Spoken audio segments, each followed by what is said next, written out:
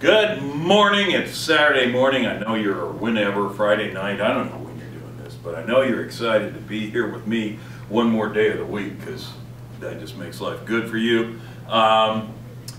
This is an Allen and Gott production. Allen and Gott are helping me do this. They deserve some credit. They're listed that way just because it's alphabetical, not because of importance. Now, you'll notice throughout this that I'm drinking coffee, and that's mostly because my voice is almost shot. So, this is a review. So this is World Civ. This is a review of chapters 7 and 8. I'm just going to give you an overview to help you prepare for your test when we get back. Okay? So, remember chapter 7. Chapter 7, we're talking about Europe after the fall of the Roman Empire. The Roman Empire, the Roman Empire is the structure and the glue that holds things together socially, politically, religiously, culturally. It holds it together.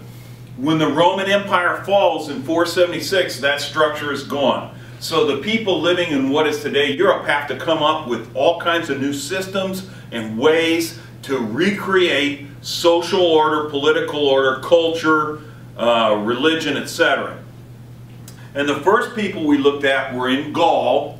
Remember the Visigoths, the Ostrogoths, all those people pushed down south out of Gaul, and in come the Franks. And we talked about three important Frankish kings, the three C's, Clovis, Charles Martel, and Charlemagne. Clovis is important because, and I should add here at this point, what you might want to do is get your PowerPoints out. You can pause this and look at the PowerPoints while we're working through this.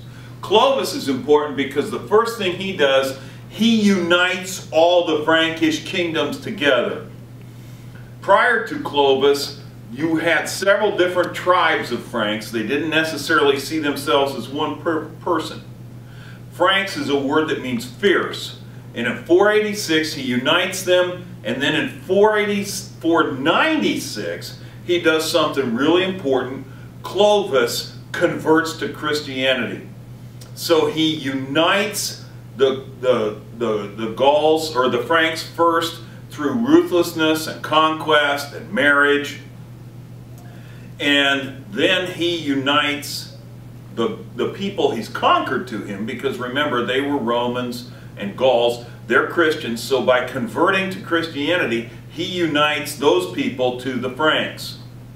And he recognizes that the church is a powerful political force, so he wants them on his side. His grandson, Charles Martel, is important because as a Christian king, he stops the advance of the Muslims into what is today France at a place called Tours, in the Battle of Tours in 732 AD. This is really important because what that does, he then pushes them south in 736. He pushes them south into Spain. They stay there until 1492, and Europe is preserved as a place where people look at things with a Christian worldview. Charles's grandson is a guy named Charlemagne. It means Charles the Great. He is important because he creates a giant empire among the Franks. He does this by conquering. He does this by creating an efficient government, complete with officials he calls Missi Dominici. You need to know that term and who they were. He also emphasizes education. He wants good officials who can read and write. So he creates palace schools so they can teach people how to read and write. And he imports a scholar named Alcuin. You need to know Alcuin, from Britain, to organize and run his palace school at Aachen. Okay? When he dies, he has enlarged the kingdom. He's conquered Saxons to the east. He's conquered Muslims to the south. He enlarges his kingdom, but when he dies, he has a son. That son dies. Under Frankish law, anytime a son dies, everything gets divided equally. Now we got three sons. What they do, they start fighting each other, but eventually they sit down and divide the kingdom, the empire, among the three of them at the Treaty of Verdun in 832. So this weakens the empire and makes it subject to invasion from Vikings in the north, Magyars from the southeast, Muslims keep putting pressure from the south. This creates a political vacuum, and we start to see the development of a system we call feudalism. Feudalism is designed to provide people protection because the Roman Empire is gone. So what do? At the heart of the feudal system is the feudal contract. In a feudal contract, we got two people. We got a lord and a vassal. The lord provides land and protection to the vassal. In exchange, the vassal gives service and loyalty to the lord. And what that involves depends on what level you are in society. If you're a noble, service means military service. If you're a serf, a peasant at the lowest levels, you're going to repair roads, and bridges, and fences, and gather firewood, and you're going to provide cheese, and wine, and eggs to the lord. You can be both a lord and a vassal depending on where you are at in the system. The land that is given out by the feudal lord is called a fief, F-I-E-F. A fief is land. The lord lives in a big house. The center of the feudal system is the manor where the lord lives. Okay? So that's how they structure society. Along with that, the church is becoming important. The village church is a very important part of society. It's usually the biggest building in the city, or the town rather, or the village. And you can see where it is because it's the tallest. It's got a spire with a cross on the top. So everybody knows where it is. It's the place you've got to go to interact with the priest. The priest is important because he has the sacraments. He does the sacraments. And remember, in the medieval mind, the way you get to heaven is being in good standing with the church. How do you remain in good standing with the church and God? By doing the sacraments. The priest controls that, which gives him a great degree of power. It's also a social center. It's a center for banking. It's a center for education because he's probably the only person in the village who knows how to read and write. Okay? They also come up with, in this time period, monasteries and convents. What happens is people say, I want to get closer to God. I want to put off the things of the world. So they isolate themselves in these things called monasteries. And they form communities there, and they begin to live together. Now that's fine until some of them start to get off path on what their mission is there. And we see monasteries becoming places where priests, especially the abbot is the guy who runs the monastery. A prioress is a woman who is in charge of a convent where women go for the same reason. Okay? Monks live in a monastery, nuns live in a convent. We start to see corruption seep in. A guy named Benedict forms what's called the Benedictine rules. He says there's 3 vows you have to take if you're going to be in a monastery. Poverty, you're going to put off worldly wealth. Secondly, a vow of purity or chastity. You're not going to have relations with the opposite sex. And number 3, obedience. Obedience to the prioress or the abbot who's in charge. Not always do people want to do that. You got to remember that some of the people who are populating these monasteries are actually nobles, and they kind of look down on the priests, and they don't necessarily want to be there. Dad sent them there to gain favor with God and to gain favor with the powerful political church leaders. So they have to periodically re-emphasize this, and they'll have periods of reform. One of the guys who's famous for reform around 900 AD is a guy named Brno. He's at a monastery in Cluny. He says, we've got to reinstitute Benedictine rules, first of all. Secondly, we're not going to tolerate interference in our monastery from nobles who are outside. And lastly, our own authority and our only authority is the Pope and the Church. Okay? Now, why are monasteries important? Monasteries are important because they become places where knowledge and learning is stored. One of the things that these monks do in the monasteries is they sit and they copy and copy and copy documents and books. And some of them move from simply copying to actually creating new documents themselves. One of those people, you got to know this, would be Bede, B-E-D-E. Bede writes down one of the first histories of Britain from the time of Julius Caesar up until about 734 when Bede is writing this. Okay, so that's an example of new scholarship, new learning. He's bringing together sources and creating a new history. Okay? Church power. Church has the power politically and spiritually. They obviously own control the administration of sacraments, but beyond that, popes start to say, we've got this thing called papal supremacy. Papal supremacy says the Pope has authority over all authorities on earth, secular and spiritual. Okay? What the Pope says goes. If the King of England says, no, I don't think so, the Pope trumps him. Okay? And they have a couple different tools that they can use, weapons they can use to enforce this authority. The first would be excommunication. Excommunication would be the power to say, no, you cannot take communion in the church. And if you can't take communion in the church, you can't participate, you're not participating in the sacraments. And if you're not participating in the sacraments, what's going to happen to you? You're going to hell. So essentially, excommunication is damnation. So you can threaten a ruler. If a ruler won't go along, you threaten him with a communication, excommunication. And if he says, I don't care, send me to hell, that's fine. What you do is then you say, fine, if that doesn't bother you, what we'll do is we'll impose excommunication on your entire realm, which we call interdict. Okay, so we've got excommunication, interdict. Interdict says everybody in a realm is now subject to excommunication. And the idea is the people in the realm may not like that idea, and so they bring pressure to bear on the ruler. The other thing is the church during this time period begins to develop their own set of laws, usually applying to things like wills and marriage and moral issues, and it's called canon law. So the church becomes more powerful that way.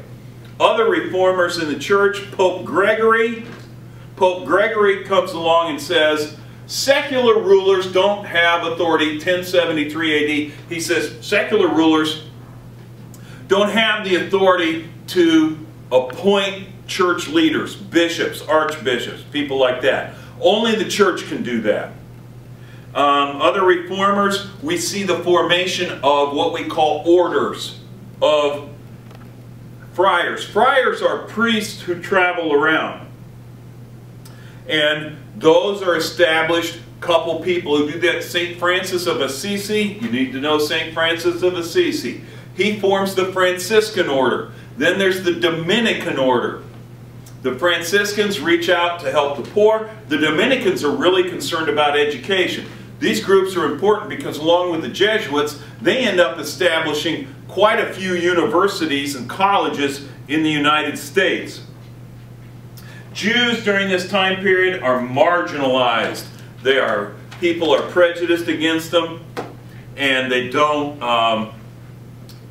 periodically they will be persecuted. They're not permitted to engage in certain professions, and just generally limited in what they can do. Sometimes they're forced to live in certain areas. They're not allowed to own property. About the same time that this is going on, when we get to the 1100 AD, what we do is we have the Crusades. We'll talk more about that in chapter 8, but the idea is they are religious wars. They are motivated by a desire to free Palestine, which is where Jerusalem is, which is where Jesus lived. We want to free Palestine from control by a group of people called the Seljuk Turks, who are Muslims. So we go and we fight against them. We're not real successful. As a matter of fact, only one of 4 crusades has any success to speak of in terms of freeing Jerusalem. But what happens is this creates contact with the world to the east, Southwest Asia and Asia. And they begin to say, hey, those people have stuff we would like. Stuff like perfumes, because we don't bathe a lot, so we'd like to have that so we don't smell so nasty all the time. Things like spices. which we can use to preserve our food and to cover the bad taste of our food when it goes bad. So we start to see, and they want gold and they want silk, we start to see the growth of trade between Europe and the Middle East. And this is dominated by two groups. One group would be the Italian city-states in the south. The other group in the north is the Hanseatic League. The Hanseatic League is a group of German towns who get together for mutual benefit economically. Okay? And they encourage trade. The other thing that happens during this time is we start to see the development of trade fairs. Trade fairs eventually will become a place where towns grow. Towns are important because what's happening in towns is we're moving from a point where Europe is dominated by people living in rural areas, and now it's going to be dominated more by people, well, it's not dominated, but people start to live in towns, and we see the growth of towns. During the Roman Empire, there would have been towns throughout Europe. Not so much after the fall of Rome. So we see the revival of towns. And what happens is the towns, because they're outside the feudal system, they don't have this arrangement of exchanging protection and land for loyalty and service. They go to local lords, and sometimes they go to a king and they say, hey, let's enter into an agreement that looks a lot like feudalism, but let's do this. We'll pay you money, you protect us. You protect us. And that's called a charter. That comes down to us today. Other things that you need to know in this, you need to know about the functioning of credit, partnerships, letters of credit, insurance. These are all important to developments that help commercial revolution grow. There's also an agricultural revolution at this time. People see three things. One, we improve harnesses so we can use horses to plow. Two, we start to use iron plows. Lastly, we use three-crop field rotation. All of this makes for more productive agriculture. Now we've got more people freed up and to go to towns because you require fewer workers to produce food, and we're producing more food, so people are living longer. Okay? But because people are leaving, we start to see a shift, and lords want money to buy these luxury items. We see a shift away from serfdom, away from the feudal system, to serfs start to pay for their rent. We move from feudalism to a system of tenant farmers. And we see the growth of the middle class. We talked about this. Here's the picture that I talked about. In the Middle Ages, you'd see a social pyramid that looks like this. Most of the people at the top, these are the wealthy, these are the royals, priests, a few merchants and warriors, and most people are the poor farmer. In the Middle Ages, we start to see the growth of the middle class. The middle class is made up of merchants and skilled tradespeople. Fewer people are poor farmers. Today, if we looked at this in the United States, it would be 15% are down here. That's a real different picture. And that's the progress that we're seeing, the change in societies economically. I chose that number because the Bureau of Labor Statistics says 15% of all people in the United States live below the poverty line. Okay? Town life can be kind of nasty.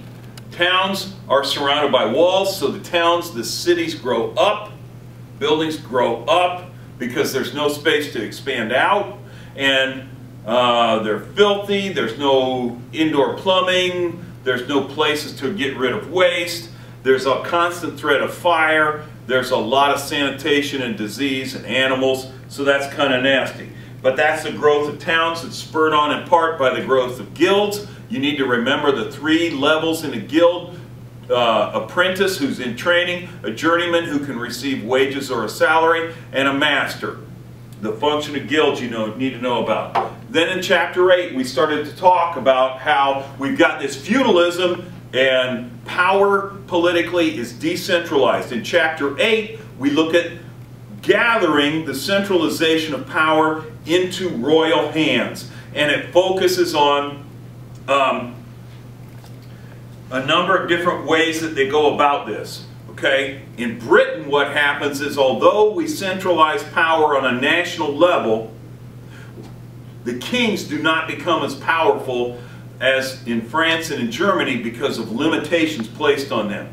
We looked at several English kings. You need to know about, before the Anglo-Saxons, you need to know about Hengist and Horsa and Vortigern. Those are in your PowerPoint, so check that. 1066 is the first guy. William the Conqueror comes over from Normandy, October 14th, 1066. He defeats Harold Godwinson at the Battle of Hastings.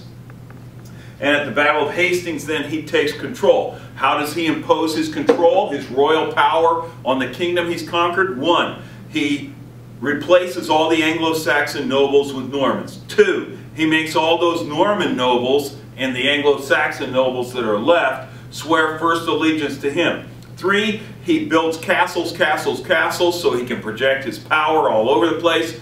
4, he has the Doomsday Book written. Remember, it's spelled D-O-M-E-S. It looks like Domesday, it's Doomsday, in which he records everything in the kingdom, so he knows exactly what it is. We're starting to keep track. Then his son Henry I creates an efficient taxation system, and even today it relies on the exchequer. The Chancellor of the Exchequer today is responsible for taxation. Henry II comes along. Henry II is responsible for bringing more royal power through the justice system. Henry II establishes common law. Everybody's going to use the same system of law. My judges, royal judges, will be responsible for that. My judges will be responsible for administering common law, not the justices out. He also says we're going to have trial by jury. This is the first time we start to see this. Although juries initially are more like investigative bodies than they are what we see today in a courtroom. He gets crossways with the church because he's got his buddy Thomas Becket is the Archbishop of Canterbury. They get into a dispute over where the clergy should be tried when they're accused of crimes. Becket says church courts. I need the phone. So he gets crossways. Henry II gets crossways because he says priests who get out of line, who break laws, we need to try them in the royal courts. Becket says no, church courts. And they go back and forth and back and forth. And Henry's disappointed in part because Becket used to be his buddy. And one night he's a little bit tipsy, he's had too much to drink, and he says, who's going to rid me of this meddlesome priest? He doesn't mean it, but some knights who are sitting around think, oh, okay, well, we can help. So they go and they kill Becket. Well, this is really bad. So the Pope imposes interdict. Henry has to confess, and he has to go through a bunch of penance, but eventually the Pope puts his thumb back down. After Henry, we get to King John I, probably right there with Vortigern for some of the most unpopular of all kings in Britain. He's responsible. What he does, he comes to power. His brother goes off on a crusade. He's appointed for a period of time. Then his brother dies. He becomes king permanently. He abuses his powers as king. He's notorious because he has wars with France. He has wars with the Pope. He gets crossways with the Pope. The Pope slaps interdict on England. To get out from under it, that he has to become a vassal to the Pope, and every year he has to pay this burdensome tax to the Pope, and he has to pay money over to France because he gets his butt kicked in France by Philip, and as a result he keeps overtaxing, and they get tired of it. So what do? The nobles revolt against him, and they trap him in a place called Runnymede in 1215, and basically at knife point they hold a knife to his throat and they say, hey, we've got this big charter for you, an agreement. You're going to agree to these things. And big charter in Latin would be Magna Carta. He signs off on it. What he says is, I can't tax you without your consent. You're going to have trial by jury for the nobles, not for the commoners, but for the nobles. I can't hold you. you can't be put in prison without due process of law. And something called habeas corpus, which literally means to have the body. I can't just throw people in jail because they oppose me. Somebody can come in and say, hey, I'm filing a writ of habeas corpus. I get to have that body that you threw in jail there. And as part of the taxation consent part, he sets up a body of 12 nobles. And if he gets out of line, those 12 nobles have authority to call him out. This is the birth of what becomes Parliament. So that's King John. After him, we talked about Edward I. Edward I is important because one of the things that Edward I does is he makes Parliament bicameral, meaning it has two houses. He creates the House of Commons. And he also says, the other thing that's his innovation is he says, Parliament has the authority and the royals can do no spending without the approval of Parliament. Parliament has the power of the purse. So, for Edward I, bicameral Parliament, House of Lords, House of Commons, and power of the purse. In France at the same time we see the growth of kings. We talked about Hugh Capet. Hugh Capet, remember Treaty of Verdun, everything's messed up. Hugh Capet comes in 987 and establishes a kingdom that we would call a line of dynasty that we call the Capetians after Hugh Capet. He focuses on efficient taxation. He imposes royal law everywhere, just like Henry II. And he weakens the power of the nobles in part by conquering them, in part by also saying, I'm going to name my own successor. So what happens is the Capetians are now going to rule for the next 200 years. But it's interesting, he doesn't call himself the King of France right now. He still refers to himself as Rex Francorum. He's still King of the Franks. His descendant, Philip II, however, refers to himself as Roi de France, or the King of France.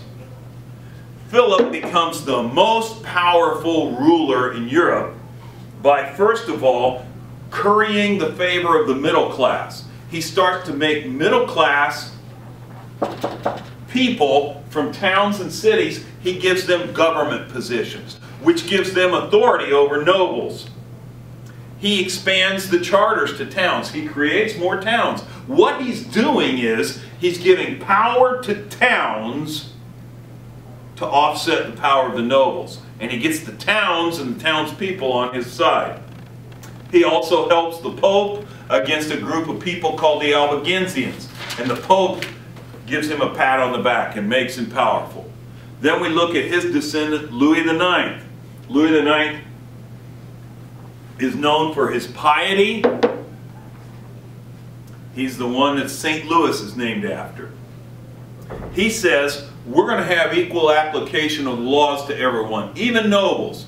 If nobles step out of line, if nobles are punishing, there's one noble who catches some squires and he says they've poached his deer in the forest, so he hangs them. Doesn't give them a trial, just lynches them right there. Boom, that's that. Louis comes down on him like a ton of bricks and says, even nobles, you can't just impose your own law, you are subject to it. He has traveling officials going around checking on all his counts, much like Charlemagne did with the Amici Dominici. Lastly, he outlaws serfdom in his own personal holdings. And at the same time, Philip before Louis, sets up a body called the EstatesGeneral. The EstatesGeneral is essentially a legislature. But the difference between the EstatesGeneral and Parliament is the EstatesGeneral has no real power. They don't get power of the purse. There is no taxation without consent, etc. The last group we want to look at is the Holy Roman Empire. This is essentially Germany. And the Germans tend to have difficulties getting along with popes. But the first king that we looked at there was Otto I. He claims that he's king of the Germans in 936. He helps the Pope against rebellious nobles. And so he becomes crowned the Holy Roman Emperor. Sounds a lot like Charlemagne, right? Charlemagne helped out the Pope, so he gets named Emperor of the Romans, or King of the Romans rather. We're going to establish the Holy Roman Empire. It's neither Roman nor is it holy. Remember that. It's Germans. Okay? The next one that we talk about in this group is Henry IV. So Otto founds the Holy Roman Empire. Henry IV of the Holy Roman Empire. Don't confuse him with the Henrys in Britain. He gets crossways with Pope Gregory over the issue of lay investiture. Again, the issue of who gets to appoint officials within a church. Bishops, archbishops, abbots, etc. Henry says, look, I'm giving them land, I control the land, so I should get to impose, I get to appoint. And Pope Gregory says, nah baby, nah, that's a church thing. They end up solving this after 50 years at something called the Concordat of Worms. And they come to the conclusion that the church has sole power in appointing its own officials. Frederick Barbarossa is Frederick the Redbeard. He expands power of the Holy Roman Empire down into Italy by the marriage of his son to the daughter Constance, the daughter of some Italian nobles and kings. At the same time, we have crusades going on. 4 crusades, none of them particularly successful. I've already talked about their impact on trade. But the point here is cultural diffusion. Fibonacci, mathematics, Arabic numbers, trade. Northern Italy becomes wealthy. The Hanseatic League becomes wealthy. We develop a more money economy as opposed to relying on barter. At the same time, in Spain, we have something going on called the Reconquista. Ferdinand and Isabella attack the Moors who are still in Spain. They push them out. And in 1492, they've taken control of Spain away from the Moors or the Muslims. At the same time this is all going on, we start to see in the towns again, especially near cathedrals, the growth of universities. This is important because we have the spreading of knowledge. Okay? Go to your PowerPoint, review some of the places that we talked about. You need to read about scholasticism. When we have this conflict that becomes, it's a supposed conflict between reason and faith, as if people of faith can't use their reason. Scholasticism comes along and says, faith and reason, Thomas Aquinas says, faith and reason both lead to the same ultimate growth or goal and truth. But you have to understand reason in light of the Scriptures. He writes a book, Summa Theologica, during this time period. But as a result of that, because of this tension, there's a kind of a limit on scientific knowledge growth.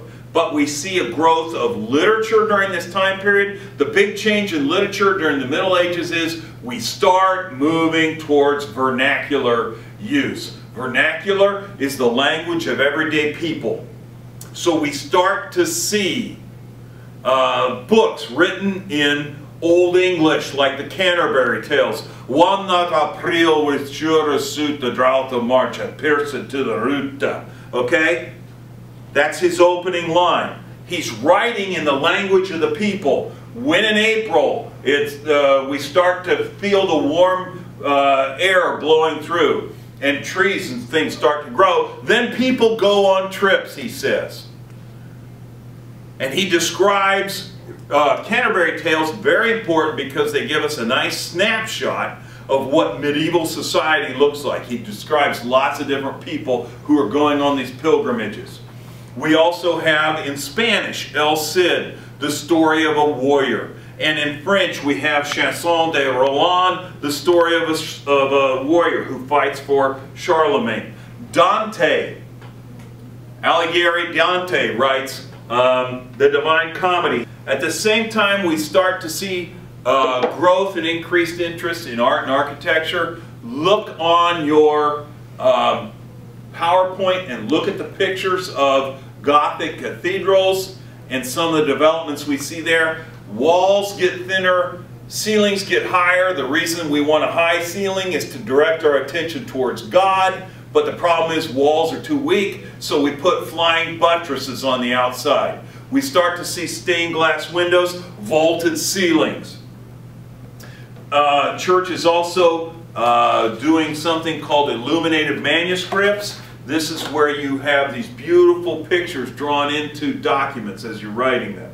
In 1347, we see something come into Europe, probably from Southwest Asia, called the Bubonic Plague. It comes in on a ship, and it spreads like wildfire. The end result of the Bubonic Plague is 1/3 of the population of Europe is wiped out. This has a tremendous impact. It changes things economically because now there are no workers.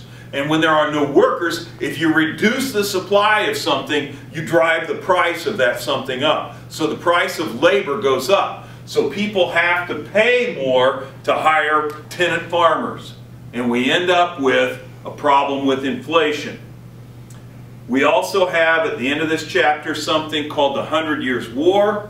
This is a war between the kings of France and Britain over, remember, William the Conqueror came from France, and for 250 years after that, they're going back and forth over who has control over land in France. The kings of England or the king of France. And if you're a vassal to me, I'm the king of France and you're a vassal to me, that means I own Britain also. The French kings are wont to say periodically. So there's a 100 Years' War. In the end, the 100 Years' War is really important because although the British lose their holdings in France, France becomes a continental power on the continent. The British kings no longer hold power on the continent, but at two important battles, Crécy and Agincourt, the British armies, the English armies defeat the French primarily through use of longbows and archers. So it's a real victory for the common warrior versus the knights, and we start to see Crécy and Agincourt mark the end of the knightly class. So what we've seen in chapter 8 is the expansion of royal power. The big distinction you got to make here is what happens in Britain and what happens in France, because it continues on. It continues on after this. The 100 Years' War leads to French kings becoming more powerful and more centralized. The 100 Years' War leads to Parliament becoming more powerful in Great Britain. And we'll see that going forward as we move into the British Civil War and some things like that. So if you have questions, just email me. Oh, the other thing that's great about the 100 Years' War is we get William Shakespeare's Henry V and the great battlefield soliloquy, and you should watch that sometime. Okay? Band of Brothers. So, if you have questions, send me an email. I'll try to get back to you. We will also have time in class to go over those, okay? So, enjoy the rest of Saturday. Go back to sleep. Do whatever you're doing. But remember this stuff. I'll talk to you later.